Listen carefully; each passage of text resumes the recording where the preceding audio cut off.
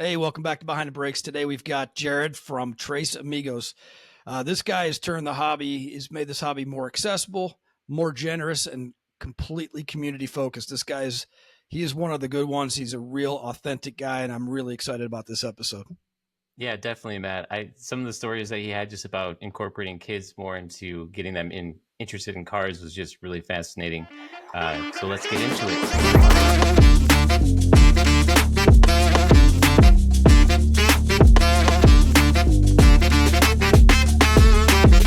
All right. All right. We are joined by Jared of Tresamigos Sports Cards. He is a collector, a buyer, a seller, and I'm going to call you officially the $5 card king. So welcome to the show, my man. Yes, welcome in. Thanks for having me. Really appreciate it. Really appreciate it. All right. So first question right out of the gate, after I compliment your beautiful choice in headwear, go Padres.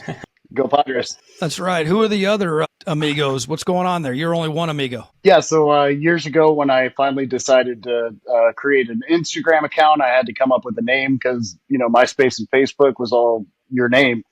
And I chose Tresamigos. And at the time, it was myself and my two corgis, Hulk and Ace. Hulk just turned 13. Ace is 11 Nice. now, so this was quite a few years ago. And we were the Tresamigos. The name came from an old avocado ranch of some growers that I used to work for. They were three friends that owned the ranch. It was called Tresamigos LLC. So I kind of poached the name off of that, but it's me and my two corgis. And ultimately, I met my wife, and she didn't want to be called Quattro, so we kept us Amigos. I love it, man. That's awesome. Not at all what I expected, and I love it. That is awesome. And are they going to make an appearance? If you're watching on YouTube, are they going to make an appearance or what? Are they in there somewhere? We might be able to get them in here later. I've got the door closed right. We could probably pull them. All right. They might have opinions on cards, right? Oh, they are very vocal. Very vocal. Well, right on, man. Appreciate you jumping in so quickly. As you may or may not know, you being the folks listening, we cultivate guests because we, enjoy their content. We enjoy who they are as people. Actually, you're the first guest we've had from the platform X, which still is a little hard to say. Still want to call it the other thing, but I love what you were doing. We kind of watching you for a while, watching some of your posts, and absolutely authentic guy. So really appreciate you jumping in. I want to hear some of the stories. What you're doing is really neat. Getting into the hobby after 25 years, I think we should probably start there. Like, what brought you back? What were you doing as a kid? What were you collecting? So just pour it on us, man. What's going on? Thanks, man. Yeah. So as a kid, I collected. I was born in '85. So I turned 40 this year. Things were very different collecting back then. I can remember boxes of 90 and 91 Upper Deck very well. 91 Tops, 92 Tops. I got introduced to cards by my dad. He started collecting each year's set from the year both my brother and I were born. He was born in 83. I was born in 85. So I had every set 85 to 93, 94, I think was when we kind of stopped actively collecting. But he took us out to card shows, and my dad's always been one that loves the hustle. He loves to find something and see how cheap he can buy it and see how much he could sell it for and all that fun stuff. That, from the time we were kids, he told us, hey, keep these sealed sets up there. They're going to be worth a lot of money one day.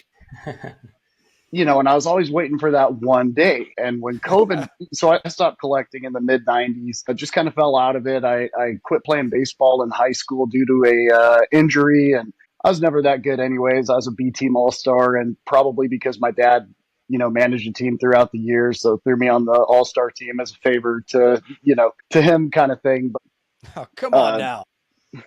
No, they called me Tomahawk. I love the high ones. I could chase that thing up in the zone, and it's funny. I talk to my wife frequently. I'll watch hitting videos because I'm almost 40 and haven't swung a bat at anything real in many years. But I watch these guys, and I went out to her the other day. I said, "Hey, did you know you're supposed to have your palm up?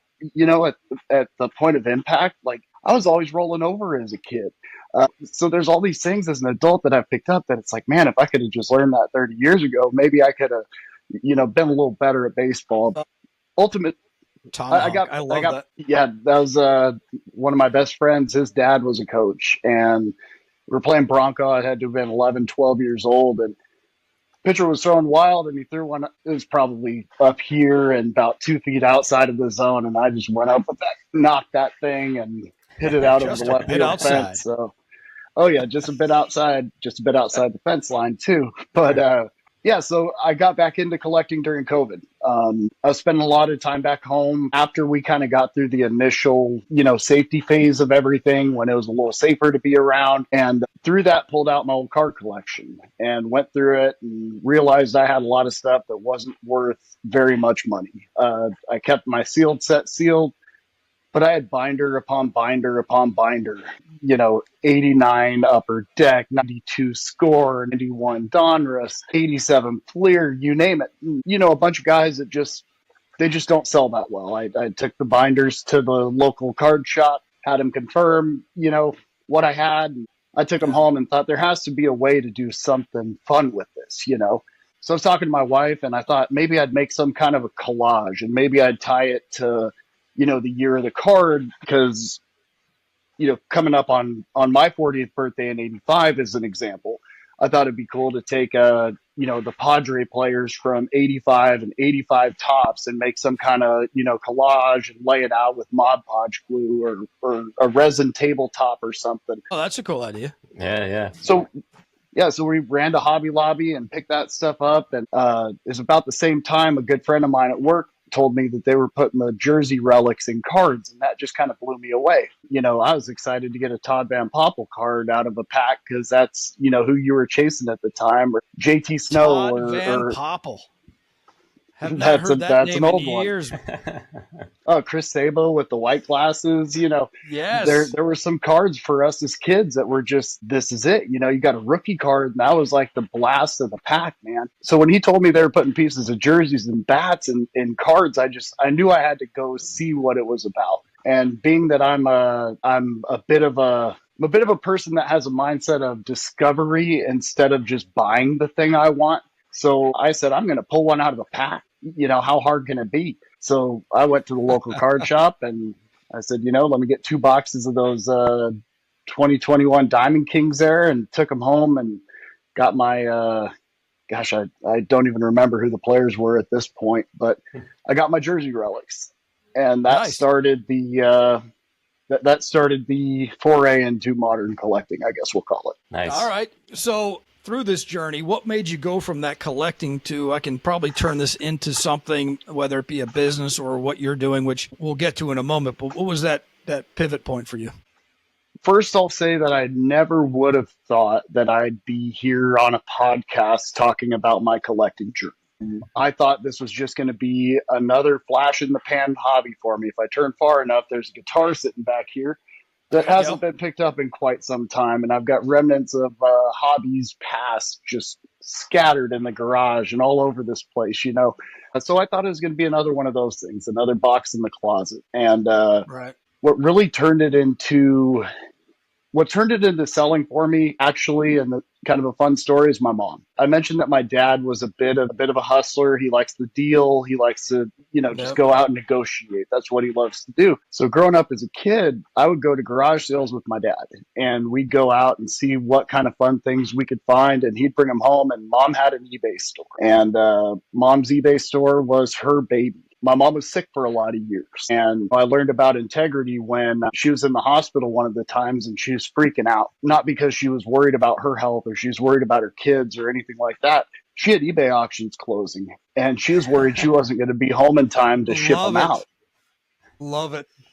I can vividly remember going to the mail bank with her in San Diego to go drop off her packages and get things mailed out. And she did things with such care. Her shipping process was bar none. And if you've ever received a package from me, you know that I over package and I make sure that things get there safe. And that's a little bit of a nod to my mom. Yeah. So I knew Mom that taught you well. Yeah. she did.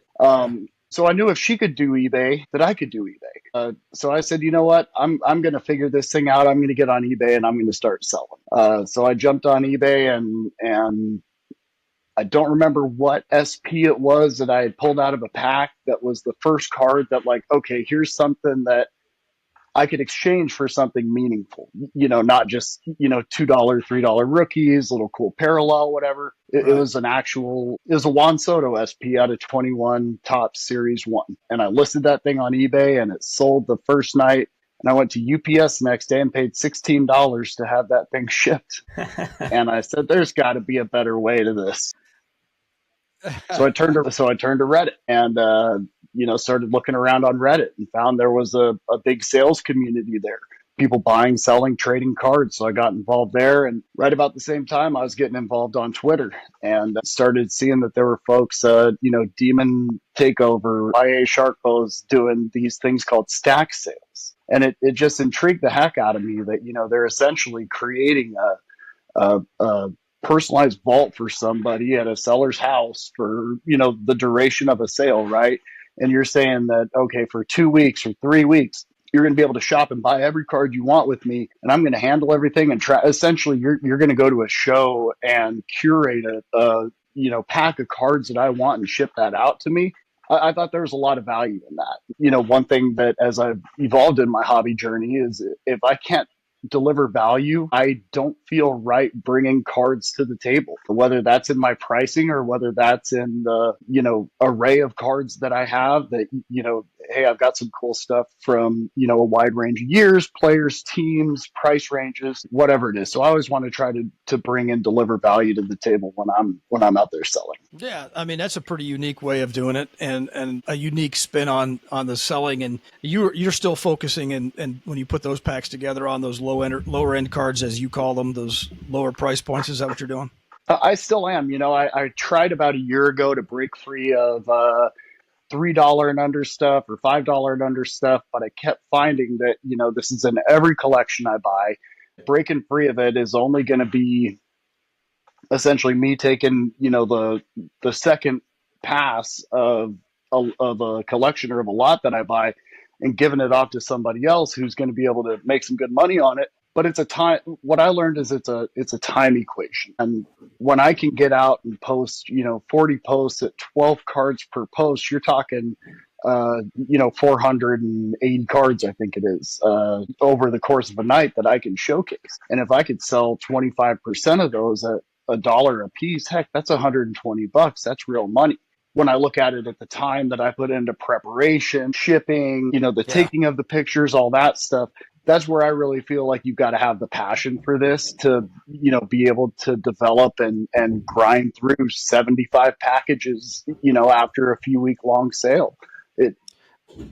Hats off to, anybody who's out there selling in that kind of fashion. Yeah, we actually hear that a lot from folks that we have on the show, and they talk about you have to have the passion because once it turns into a business, it turns into you lose that excitement and enjoyment, and so we hear that a lot. It's a really, really good point, and we're hearing it a lot on this. Yeah, definitely. Yeah, go ahead. It's one of those things for me too that, we'll call it a business because I am out there actively marketing, what I do as a product and as a service. I hate to look at it that way. I have not formalized my business from, a legal standpoint, a tax standpoint yet. That is, in the process of something I'm doing, but I still use what I call hobby math. If I was a business, my P&L would be super important. And I could tell you, I'm not, over leveraging myself into this thing. I'm generating a little bit of income for myself to be able to, fund a bigger PC for something to pass off to my nephew. And,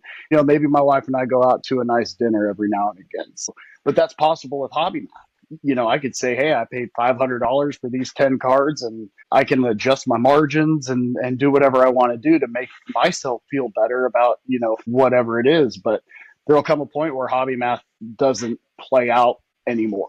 And I've got to, take it a little bit more seriously from the business standpoint. But I think that's kind of the line where people get, sucked into what am I? Am I a reseller? And the scale that's needed to go out. You know how many cards you have to sell at $100 to generate $100,000 in sales? Yes.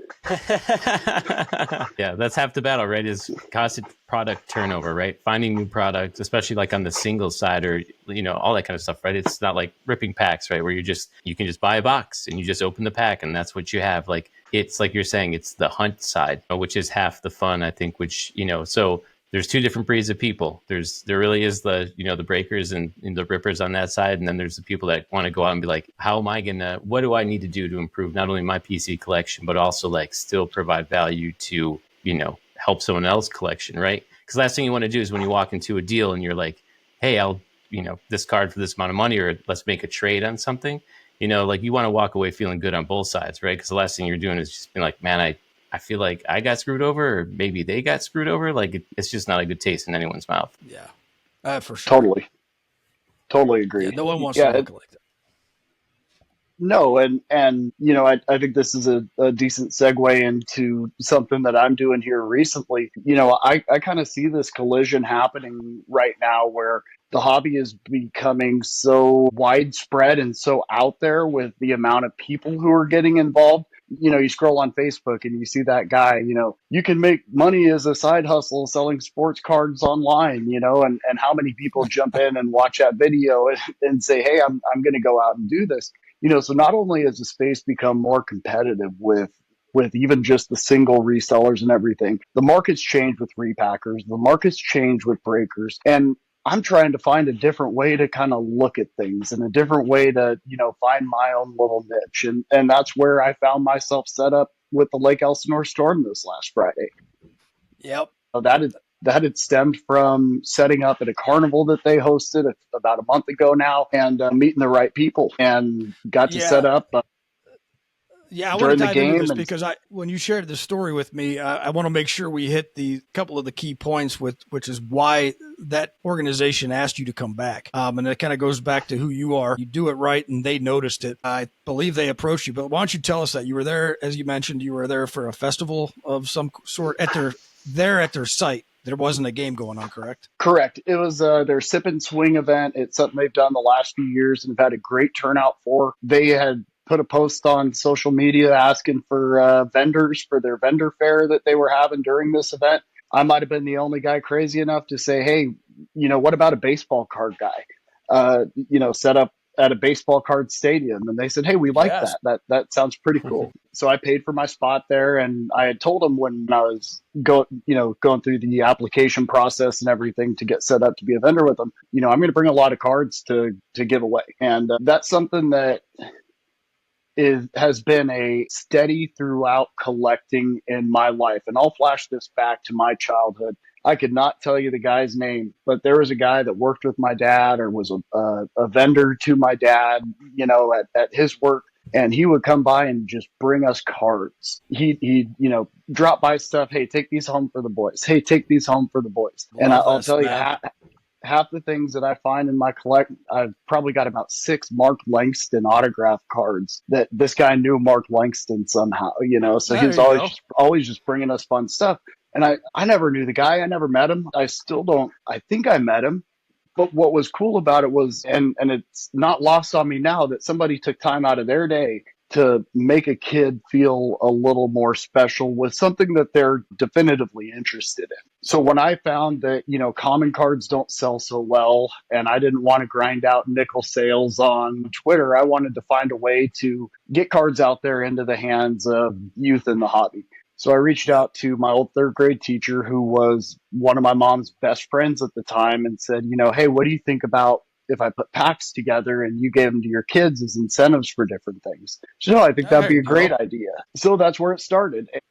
Early in my hobby career, I was ripping a lot of packs, a lot of boxes. Me and my buddy Hunter ripped more 2021 top Series 1, Series 2, and Bowman's Best than anybody I know, that's for sure. And I just had boxes of commons, so I started making these fun packs. I'd put like 7 paper cards and 4 chrome cards and a couple of rookies and put them in a little team bag, drop them off to her, and the kids got a big kick out of it.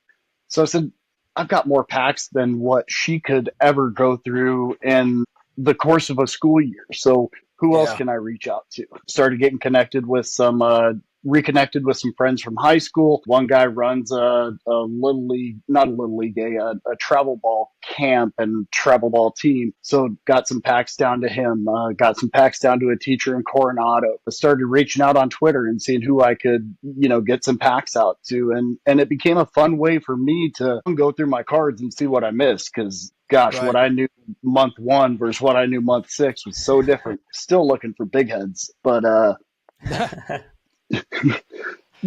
two, it gave me a chance to sort through what can I find value in terms of putting this out into the market, and what's best just saying this is going to be best in the hands of a kid. And third, it gave me that give back opportunity to say, hey, this is going to be my vehicle in the hobby of giving back to kids. And I'll say it's the one I'm vocal about. There's a lot of stuff behind the scenes that we won't go into here that I work with a lot of cool people on different projects throughout the year, different random acts of kindness and things. And I take a lot of pride in that, but I'll always be vocal about the kids pack stuff because it's something that any of us can do. If you're in the hobby in any capacity and you're ripping packs or have cards that are sitting in a box that you're not going to list on eBay that might, not be worth all that much money, grab 100 team packs, slap them together, take them down to the Little League field on Saturday and drop them off with the coach. And I'll tell you, the smile on those kids' faces, electric, absolutely electric. It's awesome. Give me goosebumps. I love it, man. The authenticity of who you are is just absolutely incredible. And now I feel like, RJ, maybe you and I, we could do a little something with what we've got in the garage. Because honestly, mean, I feel compelled to follow suit because you're right, and I can't look at myself and say he's not right. So thanks, man. I appreciate that. But one thing, again, I got to bring this back to when you were a vendor at the baseball field, because you noticed something with kids. Instead of, mom and dad give them 20, they don't run off and buy I don't even know what they sell at festivals anymore, a churro or ice cream. They were running over to you. Yeah. They wanted cards. During that festival, and there were a couple things that happened here. The festival didn't yield the turnout that the team had hoped. There was some wind going on. The wind also pushed away some vendors. So there were some vendors. It was a 3-day event, Friday, Saturday, Sunday. There were some vendors that didn't come back Saturday and fewer came back Sunday. But my booth was consistently the busiest one throughout the event. And we gave away over 15,000 cards at that event via packs for kids. I had a wheel out there that the kids could come up and spin. And, there were Little League teams coming out because they had stadium tours going on and home run derbies and stuff. And it was the coolest thing to, give a pack to a kid. 15 minutes later, he comes up with 4 of his buddies. Hey, it's a baseball card guy. Even if his buddies aren't into baseball cards, there's something cool there. And I gave as many packs to collectors, probably far more to non-collectors or people who haven't, developed an interest in baseball cards, as I did to kids who actively collect or actively have some kind of knowledge. And the smiles were the same. They were excited to have something, tactile in their hands that they could hunt through and might be worth something with some players that they recognize. Yeah. I mean, these are the childhood. I mean, we've been there, right? Childhood heroes. You're looking at them and, Van Poppel for you, that was your guy. So for these guys, same thing. I mean, back in a few years, they won't remember the guys of today or some of the guys. So those will be the heroes. So that's really inspiring. But so while you're there, the team or management of the team noticed what you were doing and the impact you were having on these kids, right? Yeah, they did. Through that came an invitation to come back and set up as a vendor during a game. And that invitation also went to other vendors as well. But there was a conversation that, somebody with the Storm and I had that, surrounding the packs and kids that, wanted me to come back to set up and sell cards at the stadium. Not only because I think as a seller, there's a lot of advantages, but two, it's a great place because I'm going to be able to set up on Little League night when we know there's going to be kids from, 8 different Little Leagues and they do the parade around the field before the game and everything. It's setting yourself up to, you hear the saying, fish where the fish are. And that's what it is for me. So when they extended that opportunity to me, it was a no-brainer. This fits a lot of boxes for me. I'm trying to get out and do something different in the hobby that, isn't just setting up a spreadsheet and selling online, that isn't the eBay grind. And I found something fun and I can't wait to go back and set up there again. And, the giving away cards at the scale that I've given the last 2 times may not be so sustainable. We gave away another 15,000 plus cards at the game. And there's a whole long list of awesome, generous people on X, Twitter, who donated to help make it possible. Oh, that's awesome. Awesome. Locally who donated here. And, what's cool about it is it's not even a question. I put the tweet out there and within 20 minutes, I had six guys offering to send me a box. Hey, I've got all these extra cards. Let's, this is great. Let's get them into some packs. And I know that I could turn around and do the same thing again, the next time before I set up.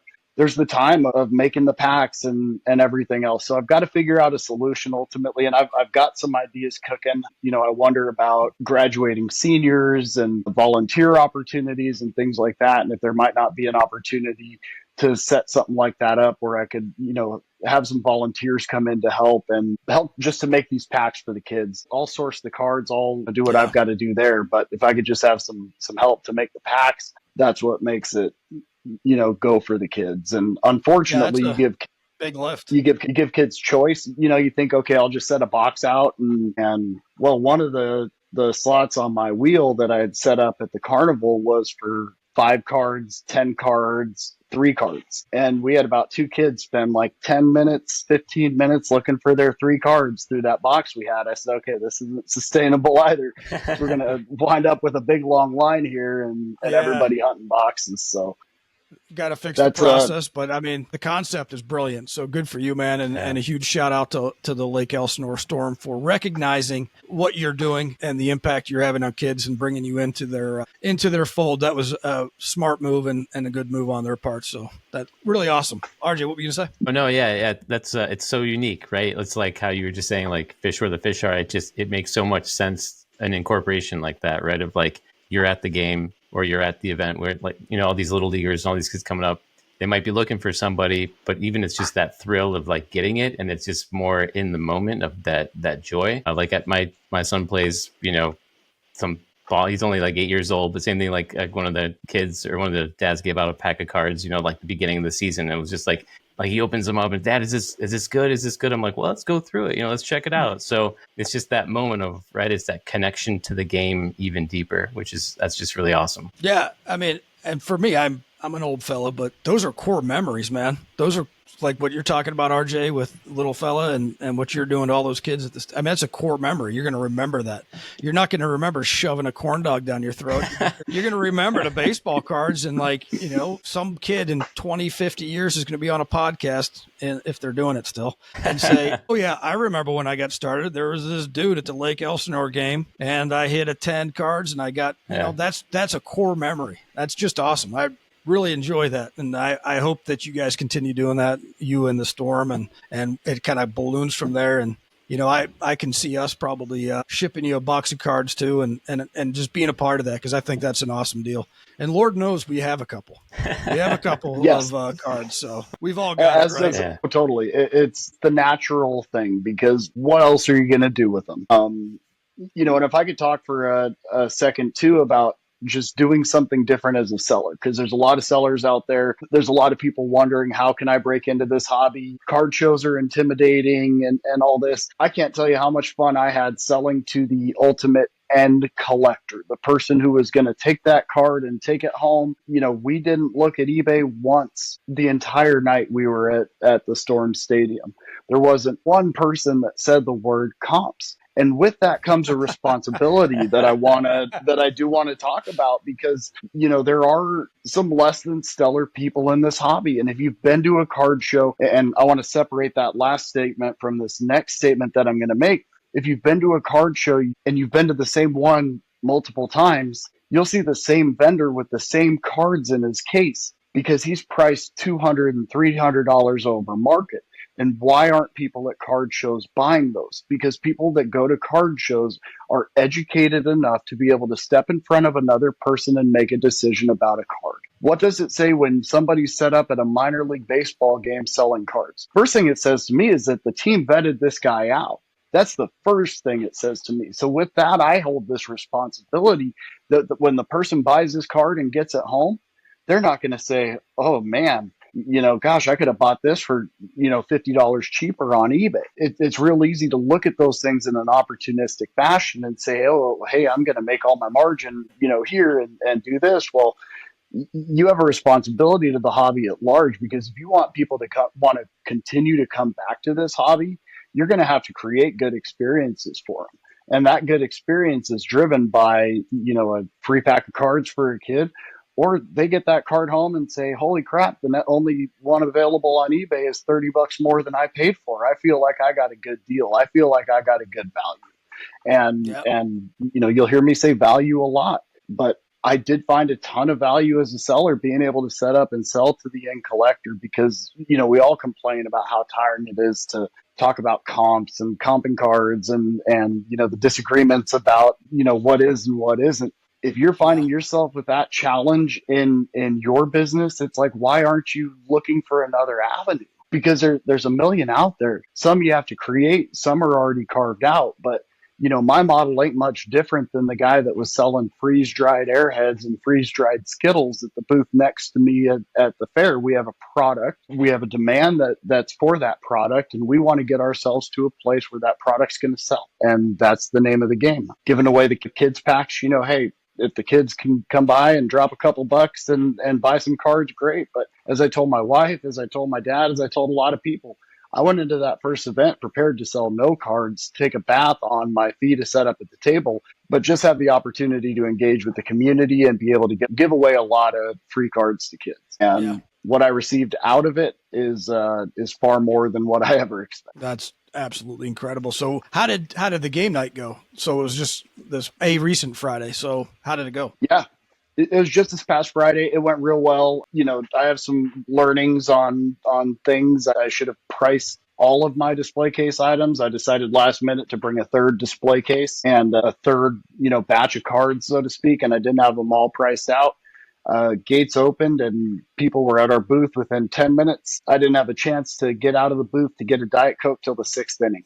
Nice, man. Between kids coming up for packs of cards, we're giving away stickers and temporary tattoos, and people shopping the value boxes, looking at display cases. Made a few connections on people that have cards that they want to sell. Made a few connections with other potential local partnerships that I'm working on, and I'll leave that at that for now. But we were busy the entire time. If I took my busiest card show I've ever been at, knocks the socks off of it. That's awesome. Yeah, I was busy for three straight hours. So we sold some great cards too, and we sold enough so that the next time we want to go back, it makes it worth it. It makes it worthwhile. And I think things like this can only grow in the future. That's awesome. Well, it sounds like, so everybody listening, everybody in the hobby, the future of the hobby is solid. I mean, all these kids are beating Jared down and the Tresamigos for the cards, and he's planting seeds for the hobby, for the community. So thank you. That's incredible. What's next for you? What's on the horizon for Tresamigos? Next for me, I'm going to be looking at the next Storm game I can set up.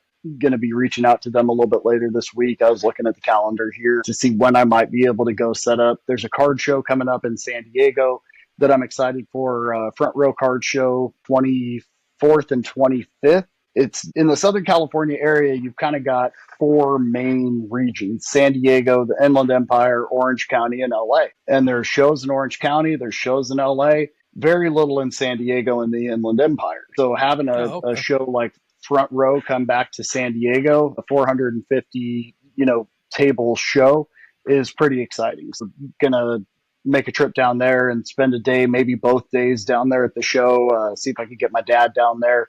Nice. But that's next up on the calendar. Get Dad on the hustle. Oh yeah, he's he found OfferUp not too long ago, and he's sending me cards from time to time, and sometimes it's great stuff. And he's made a couple of buys from me where his deal is he wants to see how cheap he can get it, and then if they'll deliver it to him. Take it, but you got to deliver it. Yes, so bring it to me. Leave it on my porch and take a picture. Sometimes he sends me stuff and I'm just like, hey, yeah, let's go after that. Here's what I'm, willing to pay on it. And then sometimes maybe I don't get back quick enough or what have you. And I finally get back to him and say, oh yeah, I'm not interested. Then he'll send me a screenshot of the text message where he's like this close to finalizing a deal on, some 92 Donruss. I'm just like, okay, Dad, let's, Hey, the man likes what he likes. 92 Donruss, all right, He does. I love it. Does Dad have a favorite player? Who's Dad's favorite player? He doesn't care. He's just about the hustle. He's about the hustle. He loves Jackson Merrill. So I've picked him up a Jackson Merrill card or two along the way. And then Roy Campanella, when he was a kid, was his favorite player. He has a famous card where he's in a wheelchair. That was one of my dad's prized possessions as a kid. When we found my dad's childhood collection back in Kansas, that was one of the cards we found. And ultimately, I got that card graded for him, and he displays it proudly in his office. So that's Love it, That's cool, man. man. That's yeah, awesome. that's one of his favorites. He's happy that his son has found something, to find some joy in. And he told me from the time I was a little kid, I don't care if it's underwater basket weaving. You're going to do something and I'm going to support you. So I think dad just finds a lot of joy in supporting us and what, my sister and I do. And he finds joy in me carrying on the extension of, the eBay and stuff that my mom used to do. He gets a big kick out of that. He tells me there's all kinds of stuff at the house to come and sell, but I keep trying to tell him that oak furniture does not have the value he thinks it has. One day we'll get that, figured out, but Right. I love it, man. I tell you what, this will be my wife's favorite episode, hands down, because my wife is also a big eBay seller, and I think she's going to be a huge fan of everything your mom taught you. She's going to be blown away by it. So that's really an awesome story. Your parents both did well, and look what you're doing now for the community. It's very cool stuff, man. Yeah, awesome. But Thank when did you. you say that show is down in San Diego? May 24th and 25th. It's the Front Row Card Show. Yeah, they come through here. Yeah, I think Yeah, is that. Yeah. Yeah, RJ and I are giggling right now because we're going to be in San Diego from the 21st to the 27th or 8th. So Okay. We'll have to connect down there at the show. yes. However, our wives don't know this yet because you just broke the news, but more to follow here. This is hysterical. I cannot wait. Too funny. That is awesome. So if I remember correct, you're hunting for a certain year collection of cards? Is that right? Can you tell me about that again? We were chatting on the phone. Yes. When I got back into collecting, modern was a huge part of what I was doing because I understood, the Jersey relics and things and cards, and it's where all the hype and buzz was. I knew my dad had cards from his childhood. And I knew it for a long time. And, sometime about, I was probably 25 years ago, we were back in Kansas. It was shortly after my grandfather had passed, and we were cleaning some things out at the old farmhouse and found this trash can in the basement. And underneath a bag was a stack of baseball cards, and it was probably piled this high in the bottom of the trash can, and the top layer was shot and the bottom layer was shot, but what was it left in the middle was some stuff in surprisingly good condition for how it was left. And In a I trash remember can.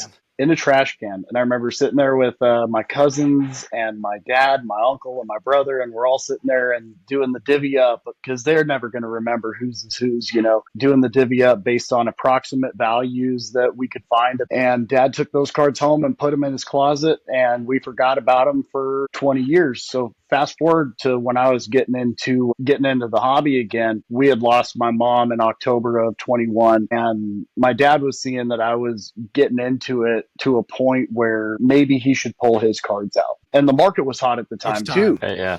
The market was screaming. I mean, COVID prices were there. We got dad's old cards out, and it was this little yellow Ultra Pro box from the 80s. And went through the cards, and it was a good chunk of things. And there was a 61 Hank Aaron, and then the Manager's Dream with Mays and Mantle, and you got Elston Howard in the background. And Wow. my dad sent me with these cards and said, go to the card shop that you go to and talk to the guys and see what they say.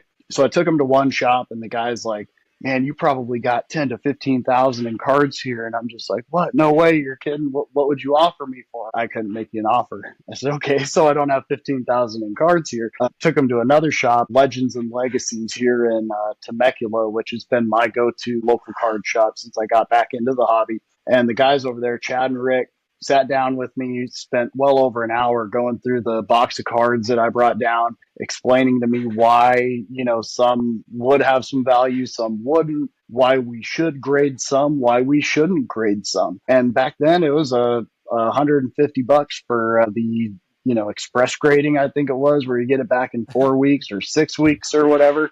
So we picked out two cards. It was the 61 Aaron and the Manager's Dream, and we sent them off at $150 a pop. And we were both excited, man, because we knew how good a condition the card looked it was in. I thought it had a chance at, 7, maybe an 8, not knowing nothing about vintage cards. And man, those things came back 5s. And my dad and I were so disappointed. It was that first, okay, can we even make our money back on the grading on these, And I told my dad it didn't matter because, those cards meant more to me than, the money that we put into them to get them graded. They're sitting behind me. They'll never leave my collection. Love it, man. But I always thought dad had more.